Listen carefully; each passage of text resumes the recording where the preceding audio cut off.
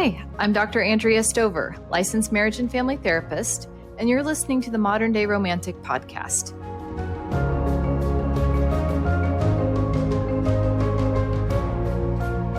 Hi, everyone, and welcome to today's episode. Today, we're going to be doing our first initial pass at narcissism. And particularly in talking about this, I want to not just use labels so much. I want to talk about narcissism as it pertains to one's sense of self. So according to Freud, we all have some narcissism in us. In fact, it's healthy to have narcissism, a certain amount of sense of self, sense of me, an ego identity. This is really, really psychologically imperative if we're going to be an individual.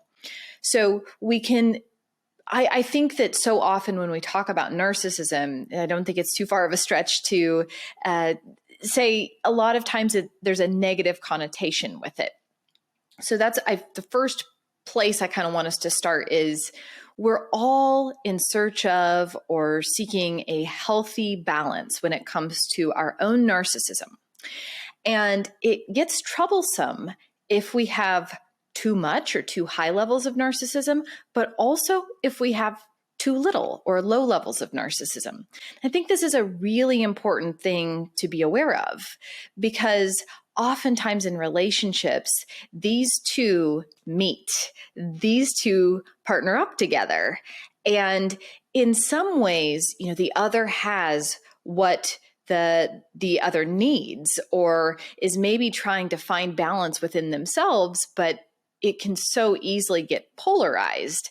So let's kind of play this forward a bit. If someone has high levels of narcissism, then that means there may be more of a tendency to make it all about me. There's a lot of self-focus. The point of orientation for that person is going to be themselves.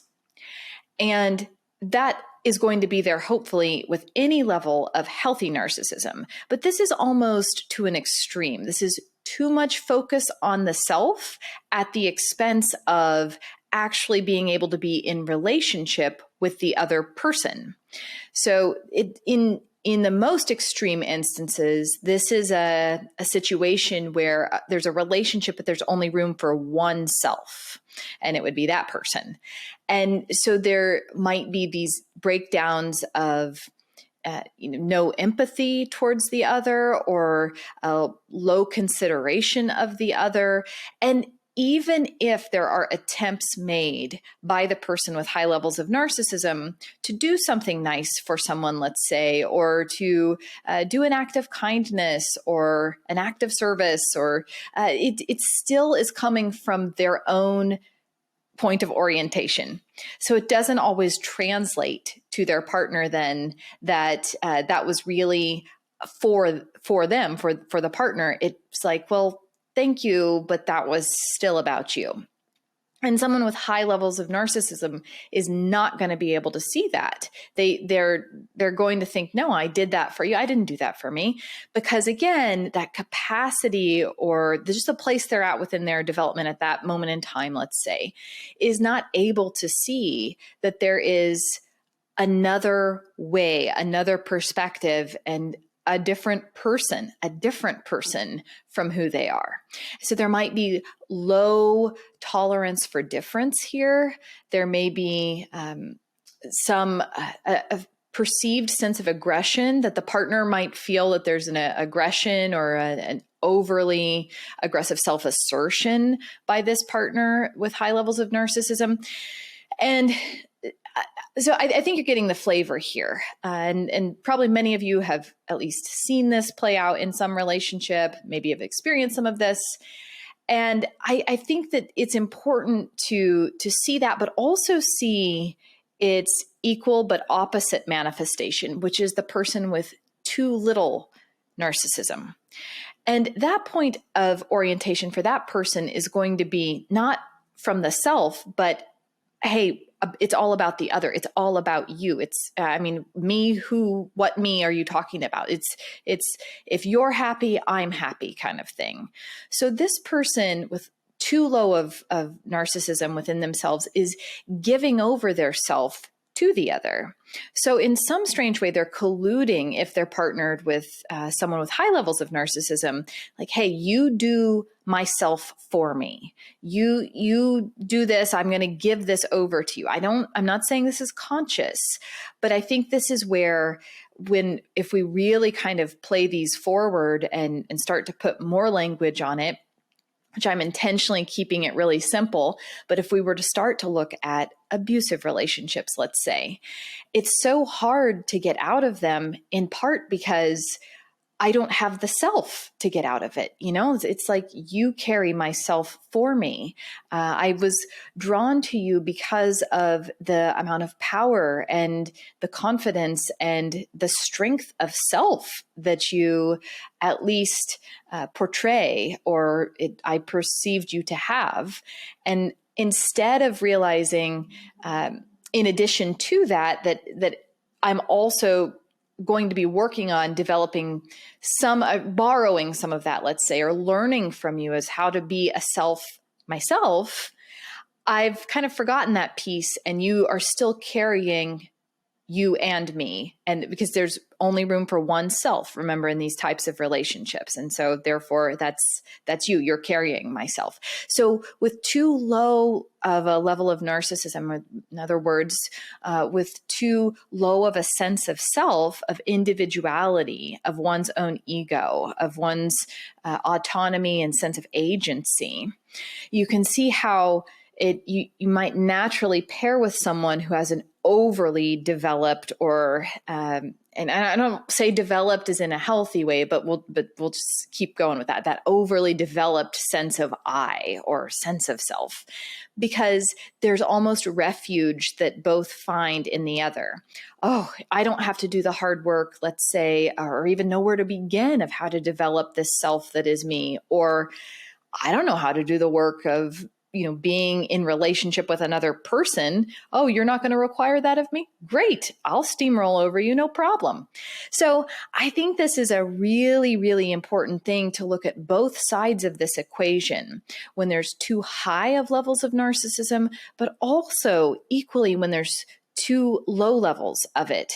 And I think we could use the word codependency here and it would be valid. And I know that, some researchers and scholars have different opinions on that word. For example, some say that's not pathological. Of course, we're codependent on one another. And others, was that whole movement, maybe starting in the 80s or 90s, about this codependency, Codependent No More, those books and different things. So I'm talking about it more from that perspective. If we're looking for that balance of two selves being able to be in relationship with one another and with themselves simultaneously, so a co-occurring process, I would call that more interdependence rather than codependence. So that's just semantics. But I think we can see really here, though, this enabling and enabler, and it all comes back to the relationship one has with oneself. And philosophically speaking, we could open a whole can of worms and try to even define or discuss what a self is. There's so many ways of entering that discussion as well. So I'm, again, using general terms here. But I think one thing to really reflect on in this is, how do you define self? What is self for you? How do you know you have a self? How strongly attached or connected do you feel to yourself? A self is something that emerges through time. It's as if the seedling is there from the beginning, and those that know you throughout your life might say, oh yeah, you've always been that way. But it still takes shape and takes on different forms or manifestations as we grow and as time passes. And we have experiences that kind of really shape and mold us. But this self piece is so crucial because we oftentimes have to sacrifice one or the other. It's just the way it feels like we have to anyways. I have to surrender my individuality so that I can be in relationship and have a sense of togetherness, or I have to forego having togetherness so that I can maintain some independence, some freedom, some feeling of being a me, an I, because we don't know how to do both and have those be co-occurring processes. I do think it would be a little too idealistic to say that that is achievable. It's a static thing. Like once you achieve it, it just is that way. No way, Jose. That is not how life goes. There are going to be chapters, there are going to be times where you're going to have to be, more relationally focused, let's say, and you make informed choices based on what the system, the whole needs. And you may not be able to go do everything that the individual that is you wants or needs at that moment in time, and vice versa. Sometimes you need to take care of yourself first and foremost, even if your partner is asking something of you or really upset at you because they need something from you. So there's a dynamic tension there. It's always going to be there, I think. But generally speaking, I think we can navigate that if we have a strong enough sense of self to begin with. And what I'm talking about is instances where we either just have too little of that, and so we're naturally more prone to getting swept along based on the will or the desires or the preferences of the other. Or on the other side of that, which is we make no space and no room for the other. And it's kind of all about me and I should get what I want all the time. Now, we could take a deeper look at how a person might come to be on either side of that continuum as well. For example, we can't talk about this and not talk about early childhood development and what our experiences were in our family of origin or other experiences we had relationally speaking. Maybe we were not allowed to have an opinion or express ourselves without that bringing about a great deal of conflict in our family system, our nuclear family, and we just learned to suppress, and it wasn't like we suppressed, even though we knew who we were and we suppressed. It's sort of like it just all got paused then. It just wasn't safe. And in other words, the environment didn't support us in becoming a person, a distinct and unique individual. This can often happen in enmeshed families where there's a strong propensity and drive for sameness, and any difference that's kind of sniffed out is threatening to the whole system. So therefore, someone surrenders and sacrifices their identity, their self, so that they can be a part of the larger whole, because it feels way too threatening. As a child, you simply cannot go against that and feel like you're going to survive. We are dependents. We have to belong. We have to have that tribe or that group or the clan that kind of instinctually, biologically, it's going to be very threatening to. You won't make it, in other words, right? So it feels life and death in that way, and that is one reason. And a way that the individual gets sacrificed on behalf of survival and out of dependency. So the issue arises when it comes time to launch, it comes time to establish a life of your own. And it's like all of that just maybe carries forward then in any relationship you choose. It's like you're still looking and feeling like you're dependent on the other. So the work on that side would be, of course, to really get clear about some of the damage that maybe occurred internally and bring and resuscitate the self back to life and find you, and maybe for the first time, not to get back to you, but to really live into you and claim your own agency in your own life. The other side of that, having too high of level of narcissism or too too strong of a sense of self that cannot tolerate the other could also have been born out of a survival response. Maybe that self-preservation or the fight response or instinct had to kick in early on. And so that is the mechanism through which you have had to live your entire life, because your nervous system never learned, hey, I'm no longer in threat. But if you had a very willful and maybe even abusive home life, this is another manifestation of how that could occur. It's like, okay, there isn't going to be anyone else here to take care of me. I got to figure this thing out. I can't trust any relationship. So here I go on my own. And there are lots of other contextual factors and ways that could also develop. So that's just one example. But on that side, it would be, how do we work through the severe threat and the extreme anxiety that would come about from maybe growing to be interdependent with someone, to learn to trust another and be in relationship. So both sides of these are a lot of work. And the really cool thing, I think, is that this work can occur in relationship with one another if both people are aware of this dynamic, or at least open to self-exploration. And it requires a lot of reclaiming, and taking back what is oneself, that's mine. I've given you myself or projected that, and I need to kind of come and find some containment within me. And on this side, we've got to crack the self open a little bit to let it, to let the other in.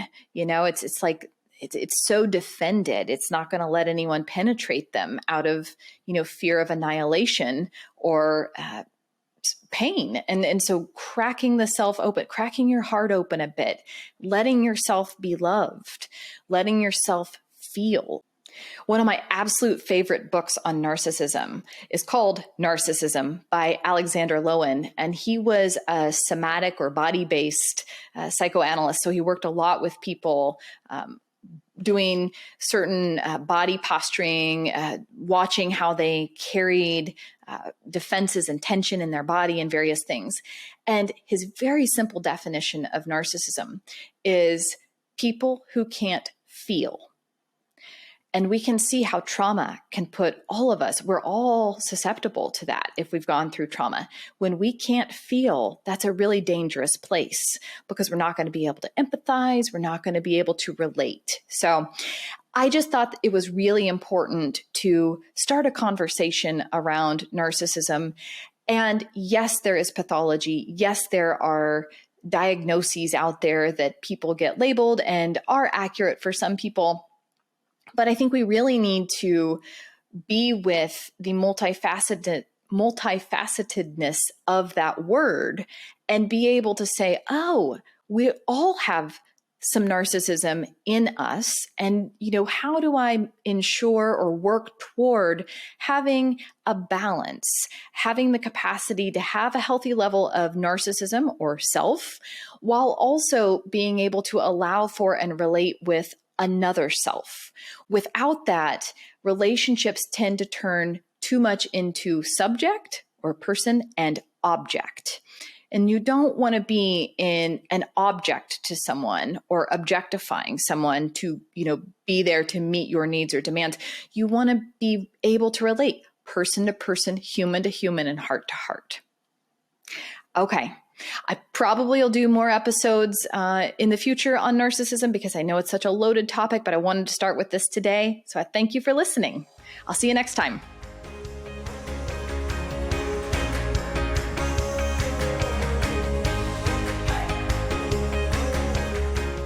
Thanks so much for tuning in to today's episode. If you're interested in learning about ways to work with me, head over to my website, themoderndayromantic.com. From there, you'll be able to contact me and learn a bit more about the customized intensives and retreats I offer both individuals and couples. You'll also be able to support future podcast production via Patreon. There are several membership levels to choose from, including the Beating Hearts Club, which gives you access to exclusive content every month. Thanks so much for your support, and I'll see you next episode.